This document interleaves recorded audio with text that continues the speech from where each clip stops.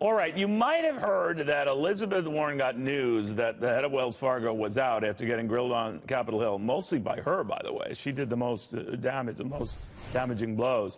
And here's what she had to say. A bank CEO should not be able to oversee a massive fraud and simply walk away to enjoy his millions in retirement. I think it works out to about 140, 150 million. Believe it or not, that's chump change for bankers who go and usually have a parachute clause that will give them tens of millions, if not hundreds of millions more.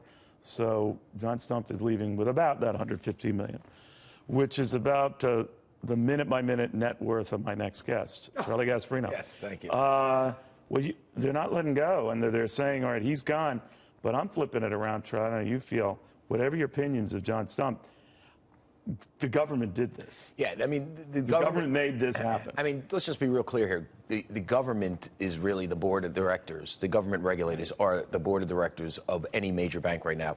And who sits on that board of directors? Well, Elizabeth Warren, who's the chief antagonist on the Senate Banking Committee, in the minority, but still very powerful. The Consumer Financial Protection Board, which is this unanswerable. And by the way, its police didn't catch this. Yeah, they were in the hallways, but they come out and they absolutely they dictate. And they take a bow. They take a bow, and that's what they're doing now. The SEC, the Federal Reserve, those are the board. That's the new board of any bank, not the board, not the real shareholders. So they, because of political pressure, said Stumpf had to go. They turned up the heat. Now, he didn't help himself either. He had pretty right about that. performances. But let's put this into real stark context. She's saying this is a massive fraud. I always thought massive frauds are like what Bernie Madoff did, right? $50 billion or $80 billion, whatever it was, some, in the B's. This was $2.5 million. Yes, the conduct was egregious. It was not massive. It was egregious. And yes, people did stupid things. I can't imagine John Stumpf knew about it, which he didn't. And by the way, if he or his number two that was supposed to look over the retail banking operation that enforced these sort of sales quotas that a lot of people saying the reason why these lower level workers sold and created these phony accounts because they were forced to because to meet sales quotas. But if that's the case, if that's criminal, start indicting the woman or the man who enforced it.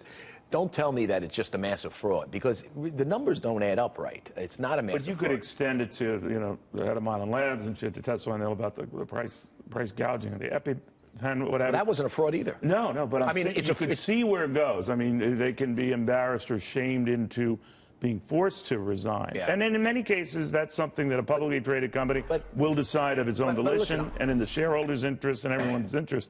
But this is a little different. I always urge people to know this is a little different when it's Washington pushing. Yeah, and it is. And, Stumpf didn't help himself. And I talked to senior Republicans on the House Finance Committee that were grilling him when I was in Washington. They would say, they wanted to throw him a lifeline, but he was so, inept that they couldn't really come to his defense in any marginal ways. Not that they were going to excuse the behavior of the bank, but they would like to put it in context. You're firing someone who's a very good CEO, essentially for a $2.5 million scam over 5 years. And there is the irony of anyone in Congress questioning or grilling anyone on financial propriety, but leaving that aside, what happens now?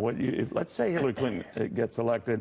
Let's say she brings the House and or Senate with her. Are you going to say it's open season on these guys? My guess is that knowing the Clintons and knowing what's happening with one of the main regulators is this Consumer Financial Protection Board, which looks over the banks.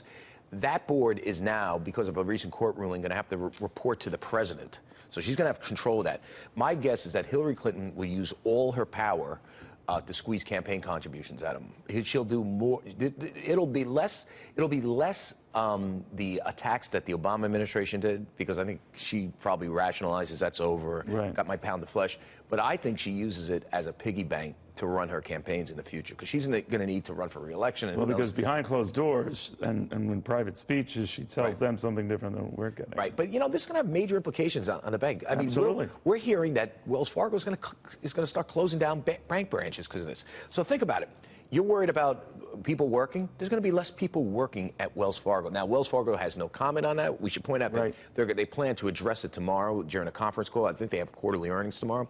But I am telling you that, so the end result of this is Wells Fargo starts laying off people because they have to sort of bring in the size of the bank because they have to control it more. Think about that, Elizabeth Warren. You cost people jobs. Yeah. Also, like when they go out to the oil industry and then the oil industry downsizes, tens of thousands of jobs. Right. There's no sympathy for There's that. no sympathy. All right. Thank you, sir. Charlie Gasparino.